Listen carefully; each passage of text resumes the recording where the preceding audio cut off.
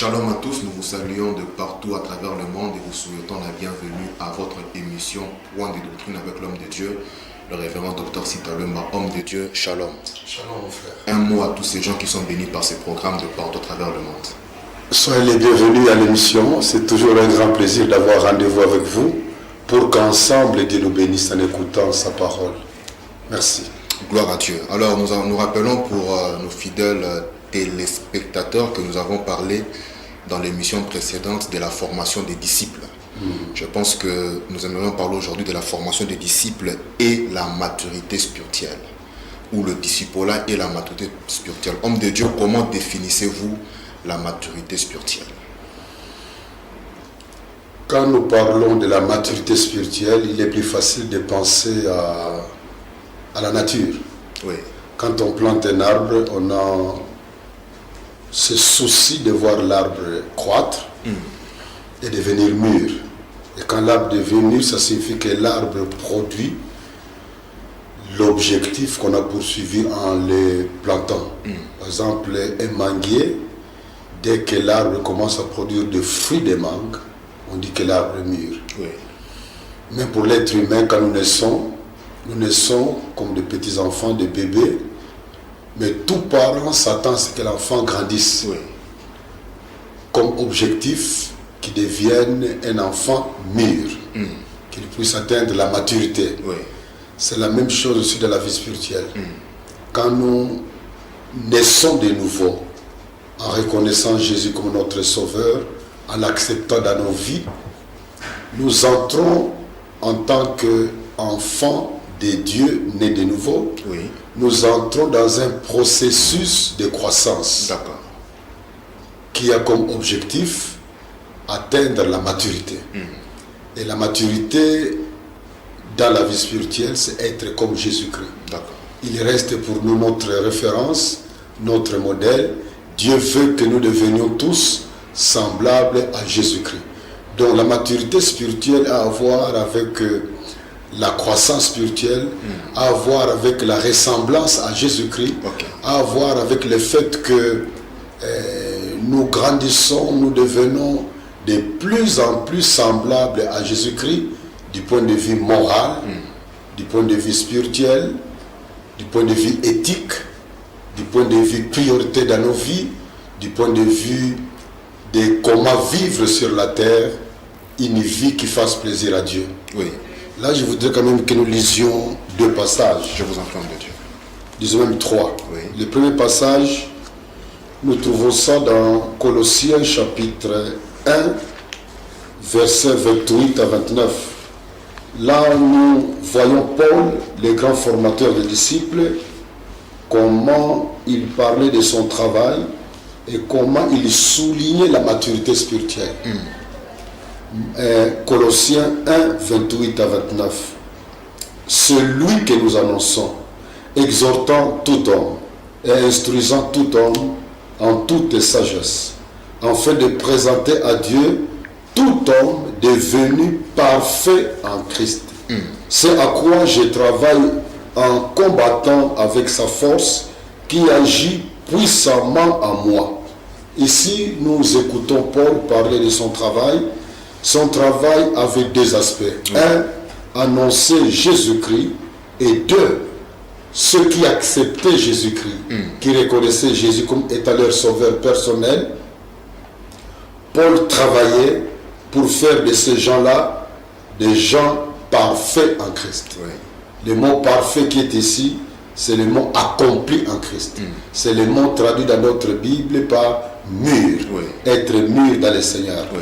Donc on voit que Paul, en tant que formateur des disciples, il avait un souci clair dans sa tête que les hommes et les femmes à qui il parlait du Seigneur, il avait le souci de les voir un jour devenir mûrs dans le Seigneur.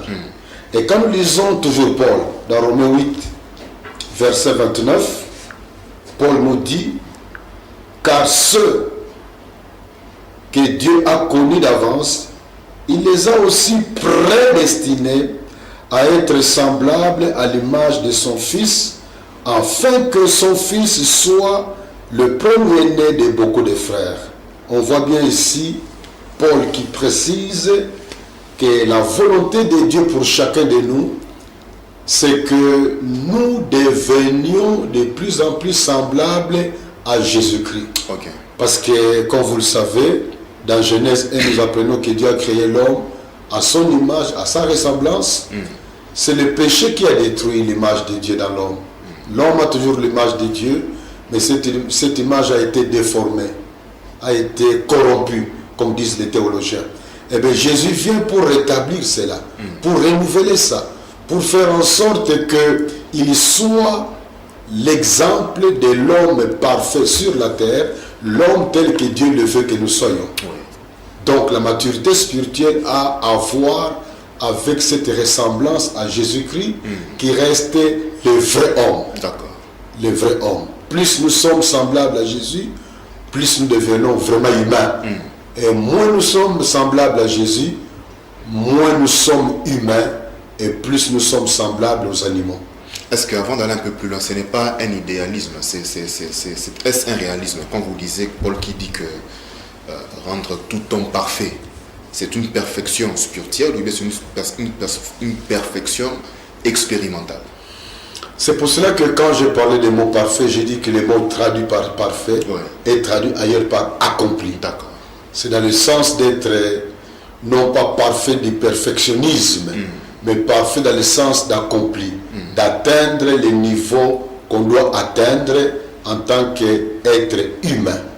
Le vrai être humain, c'est Jésus-Christ. Le modèle par excellence.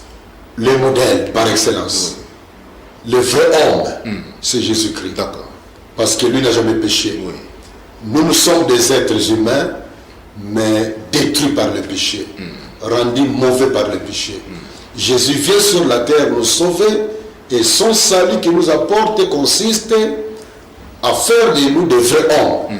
Que nous devenions ce que Dieu a toujours voulu que nous soyons quand il nous a créés dans Genèse 1. Ce qui fait que si nous devons utiliser le mot perfection, alors je parlerai de la perfection expérimentale que nous devons expérimenter en grandissant jusqu'à être comme Jésus. D'ailleurs, quand nous lisons dans 1 Jean 3, 1 à 3, il est clair que nous ne pouvons pas être comme Jésus pendant que nous sommes sur la terre. C'est quand nous tendons vers cet état-là.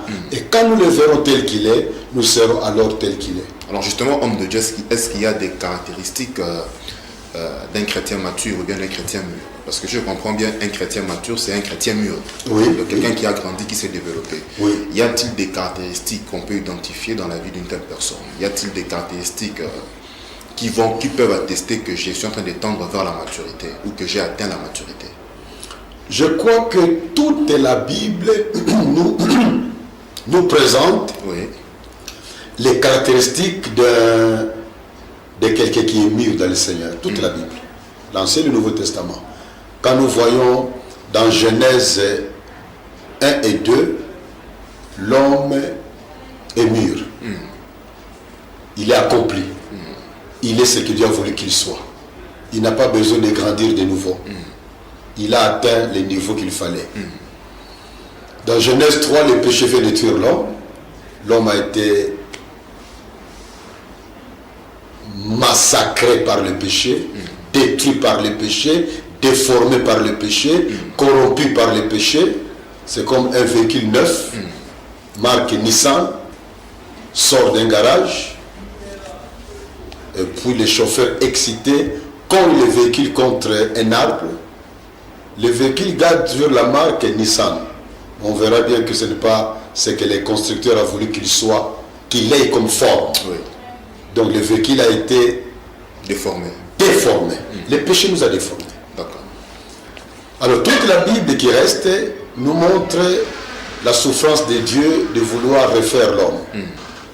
Mais finalement, il décide de recréer l'homme. C'est là où intervient Jésus. Par la nouvelle naissance. Par la nouvelle naissance, il nous communique la nouvelle vie et un nouveau chemin, de nouvelles priorités pour que nous grandissions, que nous devenions comme Jésus, qui est notre parfait modèle. Alors les caractéristiques, elles sont nombreuses dans la parole de Dieu. Mais comme vous me posez la question, Je peux vous en donner quelques-unes. Je vous en prie.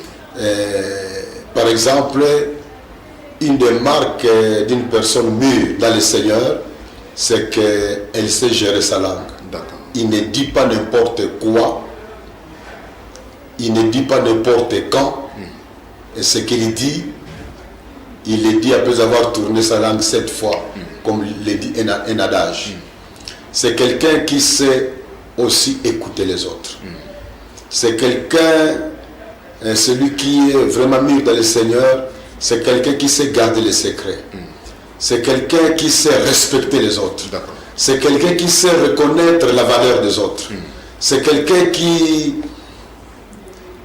met les autres à l'aise. Quand on vit avec une personne mûre dans le Seigneur, on se sent valorisé. Parce qu'il sait ressortir dans les autres leurs valeurs. Leur faire des remarques constructives pour les aider à devenir mieux. C'est quelqu'un qui sait comment conduire les autres vers les meilleurs. C'est quelqu'un qui est prêt à être utilisé comme un escalier par les autres. C'est quelqu'un qui est prêt à être exploité par les autres pour la gloire de Dieu. Wow. Il sait se sacrifier. D'accord. Il sait se donner. Il sait vivre pour le bonheur des autres. Jésus-Christ est notre modèle. Oui. Il reste la personne qui est, à laquelle on peut comparer une personne mûre dans le Seigneur. Jésus a vécu pour les autres. Oui. Il n'a pensé qu'aux autres. Tout ce qu'il faisait, on nous résume ça par l'apôtre Pierre dans Acte 10, qu'il allait délier en lui faisant le bien, tout en guérissant les malades. Oui. Donc c'est une personne mûre dans le Seigneur, c'est une personne qui sait traiter les péchés comme Dieu les traite. C'est une personne qui reconnaît la valeur de la prière dans sa vie. C'est une personne qui connaît la valeur de la Bible dans sa vie. C'est une personne qui connaît la valeur de l'église locale. C'est une personne qui est prête à se sacrifier pour que son église locale s'épanouisse. Oui. C'est quelqu'un qui n'est pas esclave de l'argent. Il cherche l'argent, c'est tout à fait normal, mais il le cherche en tant qu'instrument de travail. Oui. Il ne le cherche pas en tant que son petit Dieu. Il n'est pas prêt à sacrifier des grandes valeurs pour l'argent. Au contraire, il est prêt même à perdre de l'argent pourvu que des grandes valeurs soient respectées. Oui. C'est une personne qui respecte la vie. C'est une personne qui ne détruit pas la vie, quelle que soit sa forme. Et quand elle doit réfléchir sur la nature humaine, elle donne une grande valeur à la vie chrétienne. Un chrétien ou une chrétienne qui avorte volontairement, c'est un signe de manque de maturité spirituelle. Parce qu'il ne connaît pas la valeur de la vie. Un vrai chrétien, il devrait assumer. Il devrait assumer les conséquences de son péché. De son acte, oui. Ça, c'est la maturité spirituelle. Qu'une personne mûre dans le Seigneur sait qu'il doit réfléchir avant de poser un acte. Et quand il a posé un acte, il doit savoir qu'il y a des conséquences, positives ou négatives. Et si pour les conséquences négatives, il doit s'assumer. Comme on dit, nous devons réfléchir. Il y a un proverbe nigérian qui dit, avant de poser un acte, réfléchis une fois. À cet acte que tu veux poser. Mais réfléchis 2 fois aux conséquences de cet acte que tu veux poser. Ça, c'est la marque de la maturité spirituelle. Donc, je peux en donner plusieurs, mais c'est pour nous dire que quand on voit la vie de Jésus, Jésus a vécu avec les soucis de faire la volonté de son Père. Du début à la fin de sa vie. Du début à la fin de sa vie. Dans Jean 4, 34, il va prononcer une phrase très importante devant ses disciples qui l'ont trouvé causer avec la Samaritaine. La Samaritaine est partie au village pour appeler les autres pour venir écouter Jésus. Eh bien, Jésus va dire que sa nourriture, c'est de faire la volonté de celui qu'il a appelé. Ça, c'est la marque de la spiritualité, de la maturité spirituelle. Donc, si je peux me résumer, je dirais qu'un chrétien mûr, une personne mûre dans le Seigneur, est consciente que l'adoration doit avoir la première place dans sa vie, adorer Dieu. C'est une personne qui a le souci de vivre l'amour agape dans sa vie. Parfois les autres les traitent même d'imbéciles. On a l'impression que il est borné, il est imbécile, il est naïf, il se fait tromper par les gens. Justement. Mais il sait ce qu'il fait. Okay. Mais il a le souci de faire d'abord le plaisir de Dieu et faire du bien aux autres, même les gens qui ne l'aiment pas. La maturité spirituelle veut qu'on pardonne même nos ennemis. C'est quelqu'un qui a ce souci d'être, il est conscient qu'il est le représentant de Jésus-Christ partout où il se trouve, dans n'importe quelle circonstance. Il est ambassadeur de Jésus-Christ, il est conscient de servir les autres avec les dons, les capacités, les performances, les talents que Dieu lui a donnés, et il vit pour le plaisir de Jésus-Christ en s'engageant à la multiplication des disciples. Mais justement, homme de Dieu, nous parlons aujourd'hui du discipolat et la maturité spirituelle. Oui. Existe-t-il une relation entre un disciple de Jésus-Christ et puis un chrétien mature ou un chrétien mûr? Y a-t-il une ressemblance ou une relation, ou bien c'est le même concept?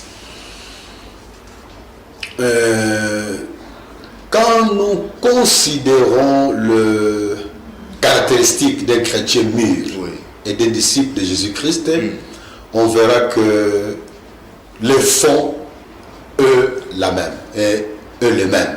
Oui. En fait, quand on parle d'un disciple de Jésus-Christ, nous référons aux caractéristiques que nous avons vues dans d'autres émissions, et quand nous comparons cela aux caractéristiques d'un chrétien mûr, c'est la même chose.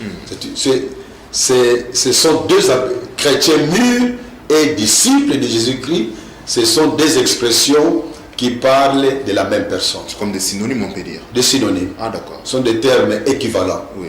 Mais chaque utilisation met un accent sur un point précis. L'expression chrétien mûr, ça met l'accent sur un fruit mûr.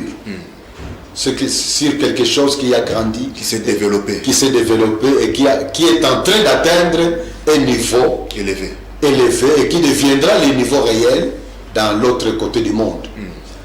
Alors que le terme discipolat, ça met l'accent sur l'apprentissage, du fait qu'on est pour Jésus-Christ un étudiant qui a le souci d'apprendre les enseignements de Jésus avec le souci de les pratiquer dans sa vie. Alors, homme de Dieu, est-ce que le leader chrétien ou les responsables d'église et des ministères ont-ils un rôle à jouer dans le développement spirituel, dans la croissance spirituelle de leurs membres avant de pouvoir avancer? Ils ont-ils un rôle, ou bien c'est chaque chrétien qui doit s'auto-développer lui-même? Le leader a un grand rôle. Et quel peut être leur rôle? Nous pouvons lire ça dans Éphésiens chapitre 4, versets 11 à 16. Je crois que la Bible donne une meilleure réponse à cette question. Éphésiens 4, 11 à 16. Je le lis. Et Christ a donné les uns comme apôtres, les autres comme prophètes, les autres comme évangélistes, les autres comme pasteurs et docteurs, pour le perfectionnement des saints, en vue de l'œuvre du ministère et de l'édification du corps de Christ, jusqu'à ce que nous soyons tous parvenus à l'unité de la foi et de la connaissance du Fils de Dieu, à l'état d'homme fait, à la mesure de la stature parfaite de Christ. Ainsi, nous ne serons plus des enfants flottants et emportés à tout vent de doctrine par la tromperie des hommes, par leur ruse, dans les moyens de séduction. Mais en professant la vérité dans l'amour, nous croîtrons à tous égards en celui qui est le chef, Christ. C'est de lui et grâce à tous les liens de son assistance que tous les corps bien coordonnés et formant un solide assemblage tirent son accroissement selon la force qui convient à chacune de ses parties et s'édifie lui-même dans l'amour. Ce passage est bref, mais il est riche d'informations en relation avec notre thème. Au début, on nous dit que Christ a donné des hommes dons à l'Église. Il a donné des hommes à l'Église. Ces hommes dons sont différents des dons capacités spirituelles. Oui. Dieu, dans 1 Corinthiens 12, on nous parle des capacités spirituelles que Dieu offre par son esprit aux différents membres de l'Église, ce qu'on appelle les charismes ou les dons spirituels. Mais si on nous parle des personnes humaines qui sont des dons à l'Église, certaines sont apôtres, d'autres prophètes, d'autres évangélistes, d'autres pasteurs, d'autres docteurs. Je peux les appeler en tant que des leaders de l'Église. Mais on voit leur rôle au verset 12 pour le perfectionnement des saints. Et le mot perfectionnement des saints, c'est un mot grec, vient du mot grec kathartismon. Kathartismon, traduit par perfectionnement, peut signifier aussi équipement, préparation, formation, réparation, entraînement. Donc les leaders d'église ont un grand rôle à jouer pour la maturation des chrétiens. Car leur travail doit consister, si je peux inventer le verbe, kathartismoner. Ils doivent kathartismoner les membres de l'Église, les équiper, les perfectionner, les former, travailler dans leur vie, faire en sorte que les dons, les talents, les charismes qui sont en eux, les capacités que Dieu leur a données deviennent utiles et praticables dans l'Église. Ça, c'est le travail des responsables. D'accord. C'est comme un enfant qui naît dans une famille, on ne peut pas l'abandonner pour que lui-même devienne mûr un jour, qu'il grandisse. C'est impossible. Justement. Il a besoin de parents qui doivent l'encadrer, qui doivent l'entourer, qui doivent l'accompagner, qui doivent lui apprendre tout ce qui est nécessaire pour qu'il mène une vie digne dans la société dans laquelle il vit, tout en étant conscient d'apprendre à l'enfant de vivre selon la volonté de Dieu. Donc les leaders ont un grand rôle à jouer dans la maturation des membres des églises locales. Justement, maintenant, y a-t-il un modèle biblique dans ce travail qu'un leader doit faire? Y a-t-il une méthode biblique qu'il faut adopter? Y a-t-il un style de travail qu'il faut adopter pour pouvoir perfectionner justement les saints? Je suis leader chrétien, je dirige un ministère, une église ou bien un département, un groupe de prière. Y a-t-il un modèle qui doit être appliqué? Oui, la Bible, l'avantage de la Bible est que quand il nous recommande quelque chose à faire, on nous propose aussi des modèles. Oui. Notre modèle de travail reste visible de la manière dont Jésus a formé ses disciples. Nous verrons par exemple quand nous lisons dans Luc 6, quand nous lisons dans Luc 6, versets 12 à 13, Luc 6, 12 à 13, je peux lire. En ce temps-là, Jésus s'est rendu sur la montagne pour prier. Et il passa toute la nuit à prier Dieu. Quand le jour parut, il appela ses disciples et il en choisit 12, auxquels il donna le nom d'apôtres. Et puis on commence à nous donner la liste des noms. La même pensée est reprise dans Marc 3, 13 à 15. Marc 3, 13 à 15. Il monta ensuite sur la montagne, il appela ceux qu'il voulut et ils vinrent auprès de lui. Il en établit 12 pour les avoir avec lui et pour les envoyer prêcher avec le pouvoir de chasser les démons. Quand nous prenons ces passages de Marc 3, 13 à 14 et de Luc 6, versets 12 à 13, nous nous rendons compte qu'il y a tout un modèle quand Jésus formait ses disciples. Il y a la prière, il a passé toute une nuit à prier. Il y a la sélection, le choix devant cette masse de gens qui choisirent à former comme disciples. Après la sélection, il y a la formation. Et après la formation, il les envoie sur terrain. D'ailleurs, disons même que tout en les formant, il les envoyait aussi sur terrain pour avoir la formation pratique des enseignements qu'ils venaient d'apprendre.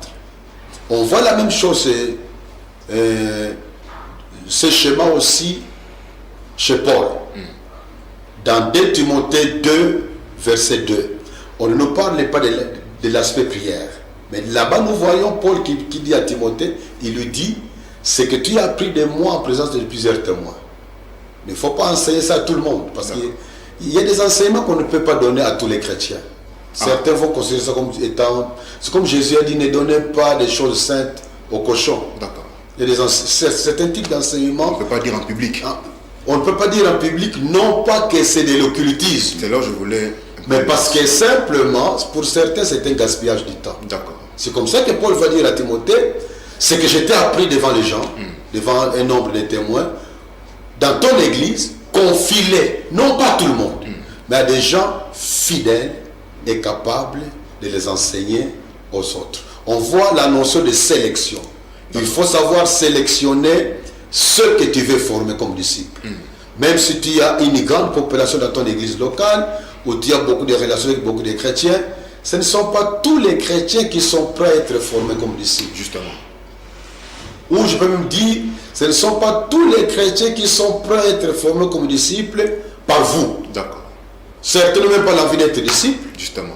Ils sont à l'aise parce qu'ils viennent prier. Il dit qu'il a cru en Jésus, qu'il a été baptisé d'eau. Bon, cela suffit. Le ciel est garanti. Justement. Il ne vient que pour utiliser Jésus comme un moyen. Justement. Jésus est là comme un féticheur. Ouais. Il a besoin d'une guérison. Il a besoin d'un voyage. Il a besoin, je ne sais pas quoi, d'un mari, d'un mariage, de la maternité, des enfants, tout ça. Etc. Et voilà. Ouais. Il y a des gens qui prennent Jésus comme étant un simple moyen. Parmi tant d'autres. Parmi tant d'autres. Alors, quand ça ne marche pas vite avec Jésus, il court chez les Maïkari. Il va à Maïkari. Et si là, ça ne marche pas, il va à la Rose-Croix. Okay. Si là, ça ne marche pas, il court chez les francs-maçons. Parce qu'en fait, pour lui, Jésus-Christ n'est pas son sauveur. Oui. Ou bien il est son sauveur, mais n'a pas été formé. Il est passé par des églises où on n'a pas la notion de former les gens comme disciples de Jésus-Christ. C'est ça un peu le drame. Donc on voit, si je reviens à la question des modèles, il y a la prière, il y a les choix ou la sélection, il y a la formation. Cette formation qui va ensemble avec l'envoi sur le terrain pour que les disciples qui apprennent les enseignements de Jésus et qui s'engagent à obéir ces enseignements, certains aspects nécessitent un travail sur le terrain pour voir comment cette parole est vraiment pratique à vivre dans la vie de chaque jour. Ça, c'est le modèle que nous avons. Prière, sélection, formation, envoi. Homme de Dieu, avant de pouvoir poser la question qui dois-je sélectionner comme disciple, j'aimerais poser un peu la question, cette formation, on l'a fait pendant combien de temps? J'ai prié, j'ai choisi 3 personnes que je suis en train de former comme disciples. Je les envoie sur le terrain, on est avec eux, on prie, je les enseigne. Pendant combien de temps dois-je former mes disciples? Bon, on a de la formation que ce sont les disciples de Jésus-Christ. Oui. Pendant combien de temps dois-je former ces disciples justement? Jésus en a formé pendant 3 ans et moi, un chrétien, j'en forme pendant combien de temps? Bon, dans la formation du disciple, ce qui est vrai, au début, je prends l'exemple, disons, moi, je suis le formateur. Justement. Alphonse est mon disciple, disciple de Jésus-Christ qu'il m'a confié à former. Justement. Au début, c'est moi qui donne. Je suis son formateur. Vous investissez en lui. Je m'investis en lui. Mais plus il grandit dans le Seigneur, parce qu'il ne reste pas bébé. Justement. Il grandit le Seigneur. À un moment donné, je dois reconnaître que je lui ai donné le maximum que je vais lui donner, c'est le Seigneur. Il devient mon collègue. Okay. Il devient mon collègue. Et nous commençons maintenant à nous former mutuellement. Okay. Il apprend de moi, j'apprends sur de lui. Okay. Si on est humble, on peut apprendre de n'importe qui. D'accord. Ce qui fait que, si je reviens à votre question, pendant combien de temps, Jésus nous a montré qu'il a fait 3 ans pour former ses disciples. On peut prendre plus ou moins 3 ans comme étant le moment idéal pour former quelqu'un. De manière intense. De manière intense, réelle, normale. Mais après 3 ans, s'il continue à vivre, le Seigneur fait de vous maintenant des collègues. C'est à ce moment-là qu'on commence à apprendre l'un, apprendre de l'autre. Et puis ça devient un accompagnement qui peut durer toute la vie. Moi, j'ai connu dans ma vie des personnes, au début, je lui ai appris les 4 lois spirituelles. Je l'ai affermi, je l'ai formé, Dieu l'a qualifié, Dieu l'a utilisé puissamment, on a vu ses œuvres, mais jusqu'à sa mort, on a fini par se retrouver au moins une fois par semaine pour qu'on prie simplement ensemble, que j'entende comment il va, que j'ai aussi besoin de ces services Oui. dans ma vie spirituelle. Oui. Et ainsi, la vie devient maintenant une vie de compagnon d'œuvre, comme Paul appelait certains de ses disciples, compagnons d'œuvre. Dans la mention du Seigneur. Dans la mention du Seigneur. On devient des compagnons, on s'encourage mutuellement, on se forme mutuellement et Dieu nous forme davantage ensemble. Maintenant, qui dois-je sélectionner alors? Parce que vous avez clairement dit ici que ce n'est pas tout chrétien qui est poussé ou qui est disponible, n'est-ce pas, à recevoir certains types d'enseignements chrétiens. Alors, qui dois-je sélectionner? Y a-t-il des critères de sélection? On sélectionne qui finalement? Qui doit-on sélectionner Comme disciple. Comme disciple en formation qu'on va former, c'est vrai. Il y a un petit mot, disons une acronyme, FEDIC. FEDIC. F-E-D-I-C. Qui est un mot-clé pour des formateurs de disciples. Oui. FEDIC. Le F là, c'est fidèle. Okay. Je reviens à 2 Timothée 2. Paul dit à Timothée, choisis des hommes fidèles. Oui.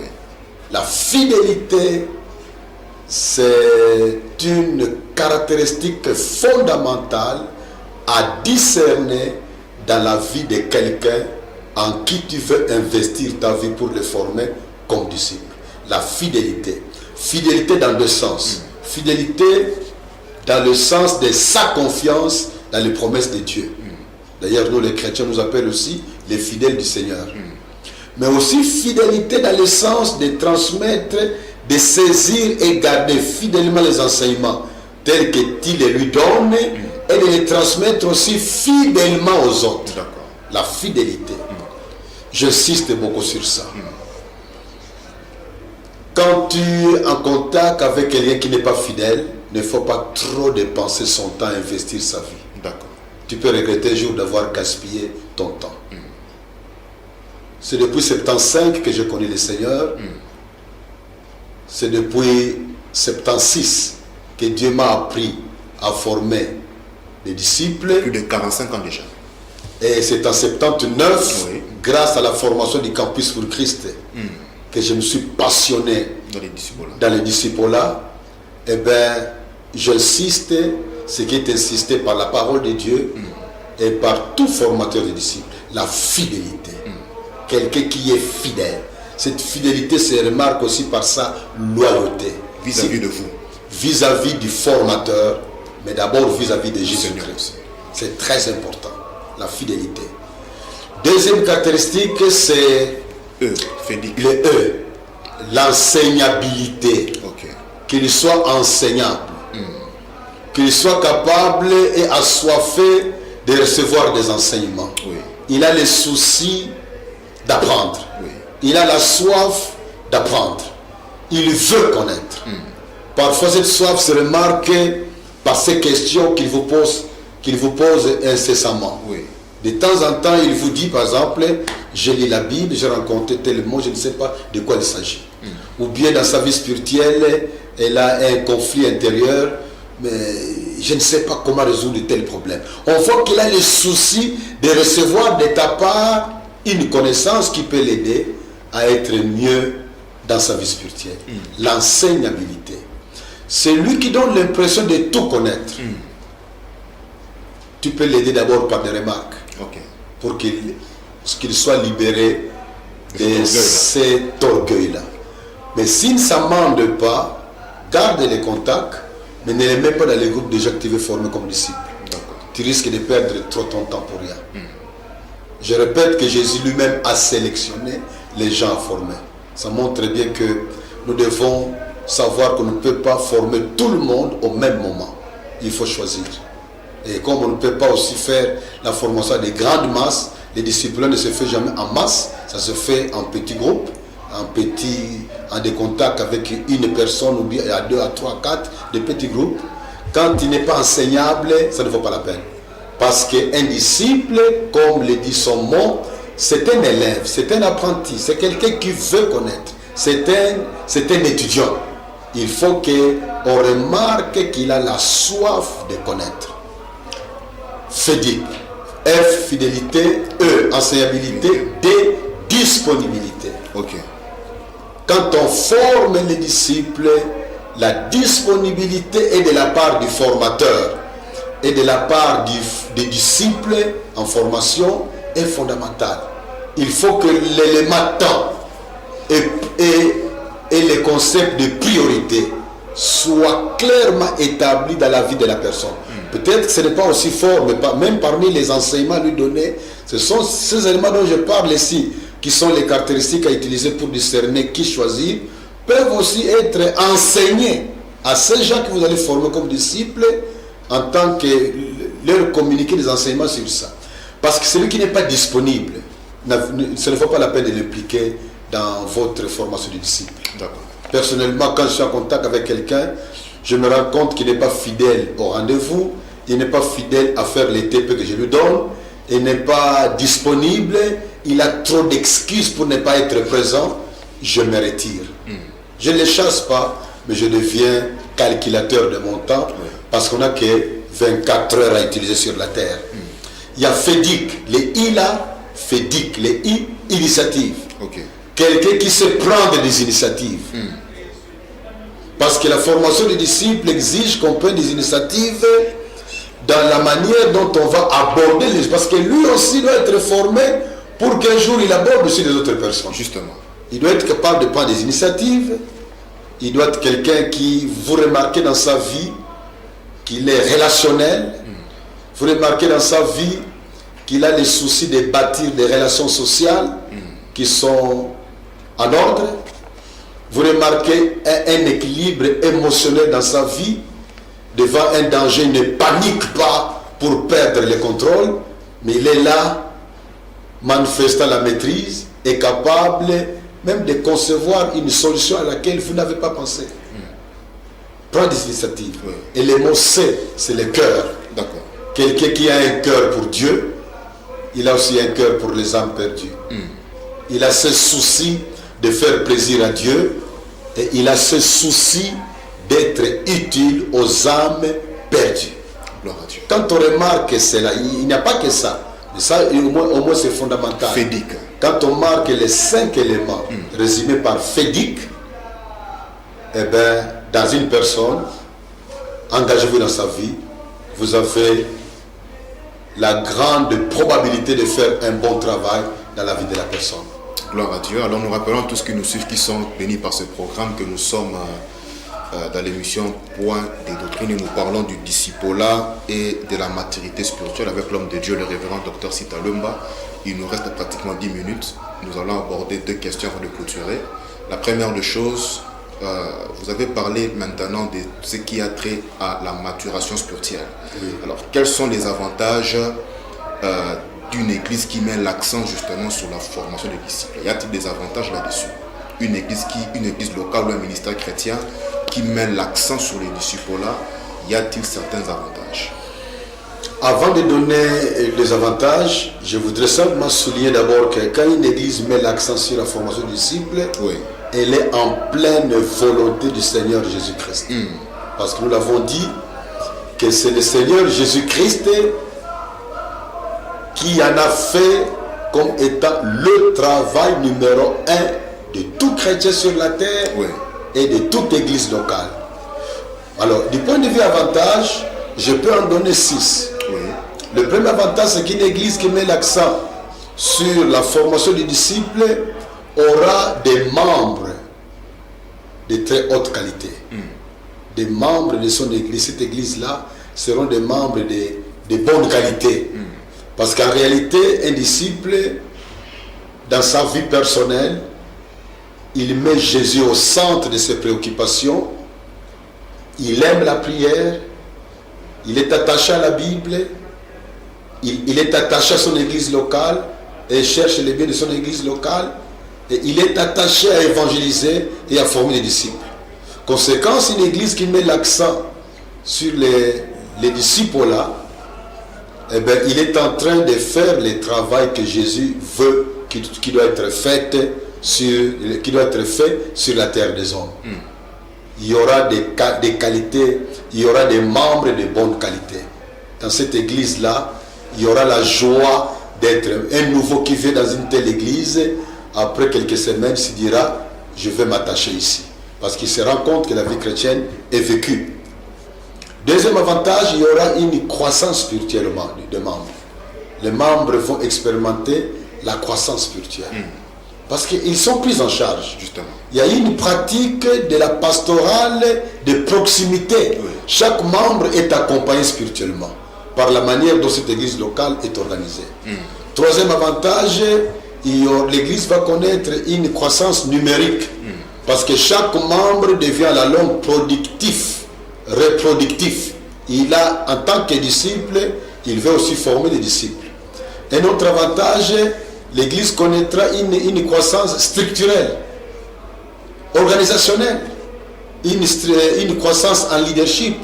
Parce que les différents disciples sont finalement des leaders. Cette église sera une église de leaders. Et notre avantage, du point de vue finance, le pasteur n'a pas besoin de manipuler les membres pour que les membres donnent l'argent. Parce que chaque membre en tant que disciple de Jésus-Christ connaît l'importance d'utiliser ses biens matériels et son argent pour l'épanouissement de son église locale. Ce qui fait que quand le pasteur va pouvoir exprimer des besoins financiers à l'église, parce qu'ils sont formés, ils sont des gens qui sont là pour vouloir faire la volonté de Jésus-Christ. Ils n'ont pas besoin qu'on leur dise d'abord que Abraham devait sacrifier son fils et Dieu l'a béni plus tard. Vous aussi, quand vous êtes prêts à vous sacrifier en donnant vos Isaac, Dieu va vous bénir. Il y a même parfois des messages mensonges. On donne des faux témoignages en disant que je connais un homme qui avait une fois, il avait $1000 dans sa poche, il voulait aller acheter une moto. Et puis il a écouté un message qui lui a dit, donne ce qui était dans ta poche, sacrifie-toi. Quand tu te sacrifies, Dieu va multiplier cela. Et bien le monsieur a pris les $1000, il a donné à ses offrandes quand il a écouté un tel message. Et les jours suivants, il était étonné d'avoir $4000 comme cadeau. Moi j'ai déjà connu des gens qui disent, j'ai menti. Voilà, un leader il est en train de souffrir parce que ses disciples, il n'a pas de disciples. Non, parce que l'église est remplie de membres qui aiment danser, chanter, danser seulement. Nous devons chanter, danser pour Dieu, mais ils ne sont pas des disciples. Donc tu comprends que même financièrement, ça marche bien. Donc,